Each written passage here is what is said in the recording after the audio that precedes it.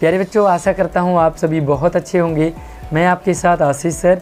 और फाइनली हमारा first chapter यानी कि नेताजी का चश्मा गद्य में पार्ट कंप्लीट हो गया है और हम दूसरे पार्ट में वर्कशीट नंबर 38 में बाल गोविंद भगत को पढ़ने जा रहे हैं आज की वर्कशीट में। तो पूरी वीडियो ध्यान से एंड तक देखते रहिए, जानते हैं इस पार्ट में क्या क्या खुद खास बात है, क्या हमें लेखक बताना चाह रहे हैं।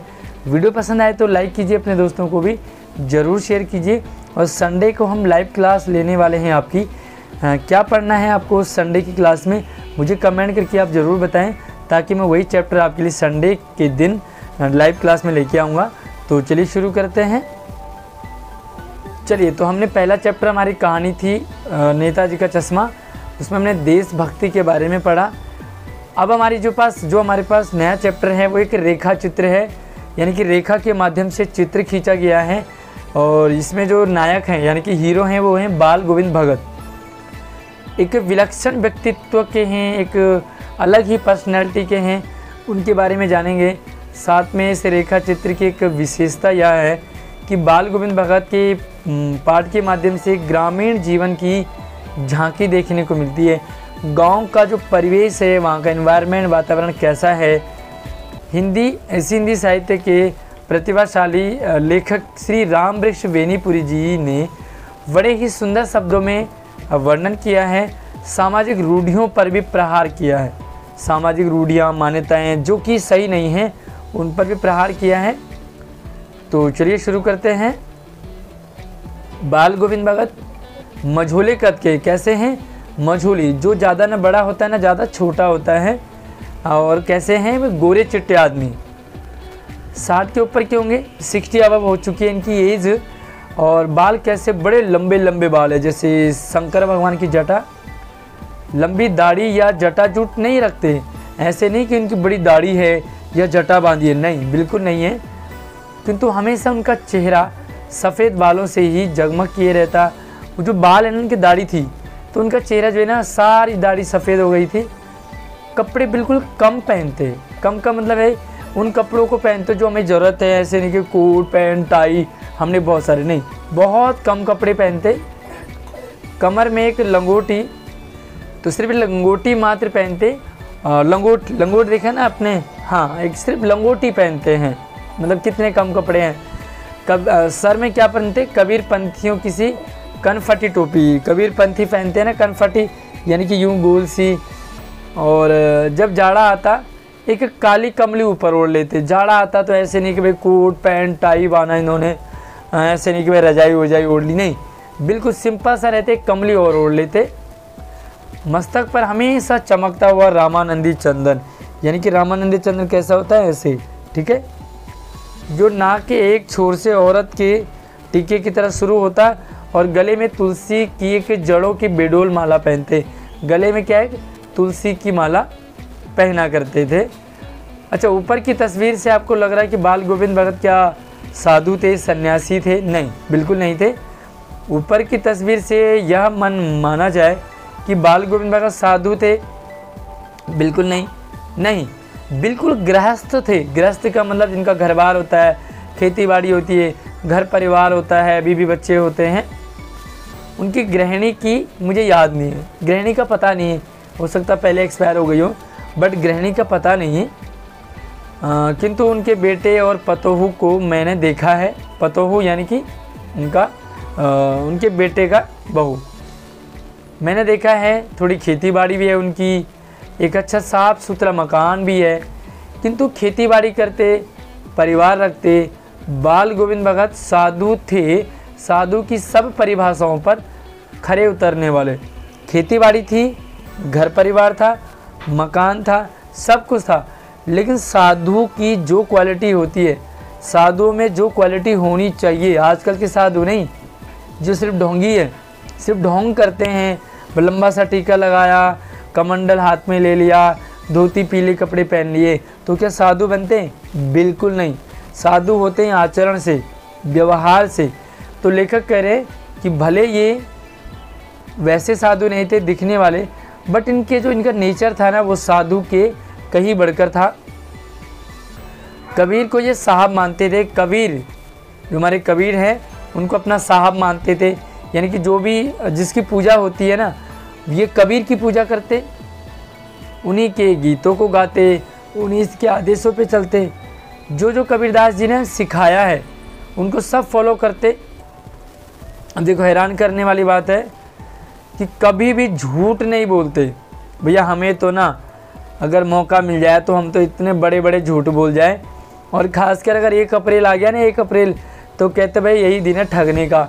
बट ये हमारे कभी भी झूठ नहीं बोलते, 1 अप्रैल आए चाहे 2 अप्रैल आए, खरा व्यवहार करते, बिल्कुल टिक, किसी से ज़्यादा बोलना ना किसी से ज़्यादा लेना देना, बिल्कुल खरा व्यवहार, किसी से भी 2 टूक बात करने में संकोच नहीं करते, और सच्चाई है ना फट से बता देते, किसी से खामखा झगड़ा भी नहीं करते, और ना ही किसी की चीज़ लेते।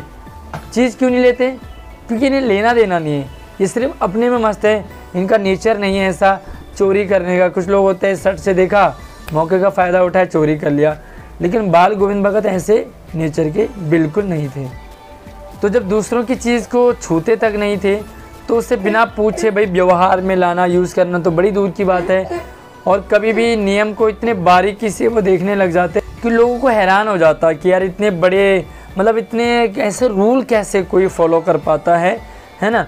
अब देखो क्या रूल था इनका, कभी वो दूसरों के खेत में शौच तक के लिए नहीं बैठते हैं, है ना। अब आप सोच रहे होंगे दूसरों के खेत में क्यों बैठना, भाई शौचालय में जाइए, है ना। ऐसा नहीं है भाई, गांव में क्या होता है ना, अब तो गांव में भी शौचालय बन चुके हैं, लेकिन कभी वो ज़माना था, टाइम था जब लोग बाहर ही खेत में जाते थे शौच के लिए। लेकिन बाल गोविंद भगत किसी के खेत में नहीं बैठते थे। वह ग्रस्त तो थे लेकिन उनकी सब चीज़ साहब की थी, यानी कि वो साधु सन्यासियों की तरह सारा जो भी खेत में पैदा होता वो सिर पर लाद करके उसे दरबार में ले जाते, कबीर के दरबार में। और उनके घर 4 कोस दूर था, सब कुछ पैदल जाते। और कबीर पंथी मठ से उनका मतलब था, जो साहब है ना वो कबीर पंथी मठ, वह दरबार में जो भी भेंट ले जाते, वहाँ से जो भी मिलता उसी को प्रसाद समझ करके लाते, और उसी से उनका घर बार चलता था। यानी कि ऐसा नहीं है कि बहुत बड़ा बिजनेस व्यापार है, सिंपल से सज्जन आदमी थे हमारे बाल गोविंद भगत। तो चलिए यहाँ पर कुछ प्रश्न हैं, उन्हें करने की कोशिश करते हैं। बाल गोविंद भगत किस विधा की रचना है? तो अभी बताया आपको, ये क्या है, रेखा चित्र है ना। रेखा चित्र है, कहानी नहीं है, निबंध नहीं है, संस्मरण नहीं है। मझोला शब्द का क्या अर्थ है? तो थोड़ा सा प्रश्न को देखें, स्क्रीन पे आपके है, समझे। और इसका सही जो आंसर है ना वह है ना ज़्यादा बड़ा ना ज़्यादा छोटा, यानी कि मझोले कद के। तीसरा सवाल है, बाल गोविंद भगत किस कारण साधु कहलाते थे? भाई साधु तो थे नहीं, फिर साधु क्यों कहलाते थे? तो देखो अब पढ़े एक बार, आचरणगत शुद्धता, उनका आचरण शुद्ध था, सच्चा साधक होने के कारण सच्चे थे, साधक की तरह थे। उपयुक्त दोनों, यानी कि ऊपर के दोनों या कोई नहीं। तो देखो उपयुक्त के दोनों आपका यहाँ पर आंसर होगा, क्योंकि वो आचरण भी शुद्धता थी और सच्चे साधक की तरह भी वो काम करते थे, यानी कि ना झूठ बोलना ना किसी की चीज़ लेना, तो सारी क्वालिटी उनके अंदर थी। और चौथा सवाल है, बाल गोविंद भगत किसे साहब मानते थे? पढ़ो जरा सवाल को, तो आंसर मैं आपको क्लियर बता देता हूँ, ये मानते थे कबीर को, ठीक है। और अगला सवाल है, बाल गोविंद भगत किन परिभाषाओं पर खरे उतरने वाले थे? किन परिभाषाओं पर? कबीर की, साधु की, गृहस्थ की या मानव की? तो कौन सी परिभाषाओं पर वो खरे उतरने वाले थे? तो इसका आंसर है ख, यानी कि साधु की। साधु की जो डेफिनेशन होती है ना, सारी इनमें अप्लाई होती है। छठा सवाल है, बाल गोविंद भगत का व्यवहार कैसा था? 2 टूक बात करना, कभी झूठ नहीं बोलना, खराब व्यवहार करना, खामखा किसी से झगड़ा मोल न लेना, यह उपयुक्त सभी। तो चलिए चैप्टर तो हमने पढ़ लिया है, आंसर है इसका उपयुक्त सभी, यानी कि तीनों उनमें क्वालिटी थी। और अब हमारे पास एक एक्टिविटी है, उस एक्टिविटी को हमने ध्यान से समझना है। उपयुक्त गद्यांश में से इन प्रश्न के अतिरिक्त जो यहाँ पर बन गए हैं, इनके अतिरिक्त आपने क्या करने हैं, 10 प्रश्न बनाने हैं MCQ टाइप के। तो चलिए मैं आपके लिए लेके आया हूँ, सीधा आप देख रहे उन्हें। चलिए, साथ ही रेखा चित्र किसे कहते हैं? तो आप वर्कशीट में यहाँ पर थोड़ा सा ऐसे रोक कर के वीडियो को, और यहाँ पर आप पढ़ सकते हैं रेखा चित्र क्या होता है। जैसे कि भाई हम लोग किसी का चित्र बनाते हैं रेखा के माध्यम से, यानी कि किसी का हुलिया बनाना हो तो ये ऐसा दिखता है, वैसा दिखता है, उसका ये नेचर है, तो ये हमारा रेखा चित्र है। तो चलिए अब मैं ले चलता हूँ आपको MCQ टाइप के क्वेश्चन पे। तो पहला सवाल बनाया मैंने कि बाल गोविंद भगत का कद कैसा था। कैसा था भाई, लंबा था, ठिगना था, बौना था या मझोला था। आंसर है इसका मझोला। आप सवाल नोट करते जाइए। दूसरा सवाल है बाल गोविंद भगत के विषय में असत्य कथन है, यानी कि गलत कौन है, झूठ कौन है। वह गोरे चिट्टे थे, लंबे बाल थे उनके, जटाजूट रखते थे, या उनके सफ़ेद बाल थे, कौन सा है। तो देखिए ये वाला है आपका गलत है, जटाजूट वो नहीं रखते थे, ठीक है। बाकी गोरे चिट्टे भी थे, लंबे बाल भी थे और सफ़ेद बाल भी थे। अगला ऑप्शन है जाड़ा आने पर बाल गोविंद भगत क्या करते। रजाई ओढ़ लेते, स्वेटर खरीद लेते, चाय पकौड़े खाते या काली कमली ओढ़ते। तो चलिए इसका आंसर है काली कमली ओढ़ते, न ही रजाई न ही कुछ और। अगला है बाल गोविंद भगत थे क्या। साधु थे, गृहस्थी थे, ढोंगी थे या कबीर थे। आंसर आपका गृहस्थ थी। चलिए आपकी प्रैक्टिस भी हो जाएगी इन सवालों से। बाल गोविंद भगत साहब किससे साहब मानते थे, किससे मानते थे। कबीर को, रहीम को, तुलसीदास को या अपने माता पिता को। आंसर आपका कबीर। अगला देखो, खेत में पैदा अनाज को बाल गोविंद कहाँ ले जाते। मंदिर में, मस्जिद में, गरीबों के घर या कबीर के दरबार में। ये आपका सही आंसर है। और अगला है बाल गोविंद भगत दूसरों की चीज़ को नहीं छूते थे क्योंकि वो डरते थे, क्योंकि वो शर्मीले थे, आदत नहीं थी उनकी, या ज़रूरत नहीं थी। तो सिंपल सी बात है भैया, उनकी आदत नहीं थी ऐसे काम करने की। डरते थे ऐसी कोई बात नहीं है, शर्मीले भी ऐसा कुछ नहीं है, और ज़रूरत तो सबको है, आ जाए तो कोई छोड़ता भी नहीं है, लेकिन उनकी आदत ही नहीं थी। अगला सवाल है कौन सा कथन बाल गोविंद भगत के विषय में असत्य है, यानी कि गलत है।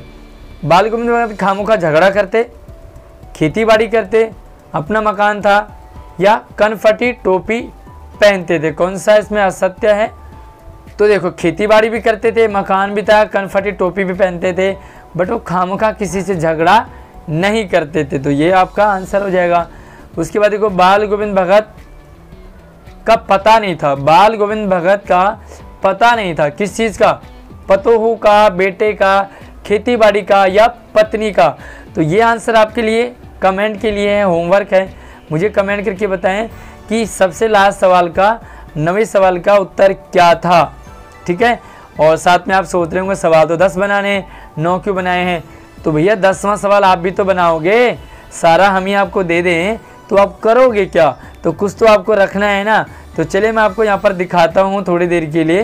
आपका जो किताब है आपके पास, तो किताब से आप एक सवाल बनाएंगे। MCQ 4 ऑप्शन होंगे, सवाल बना करके मेरे भी कमेंट में लिखेंगे और वीडियो को लाइक करने के साथ साथ शेयर करेंगे। नई वीडियो मिलते हैं, धन्यवाद।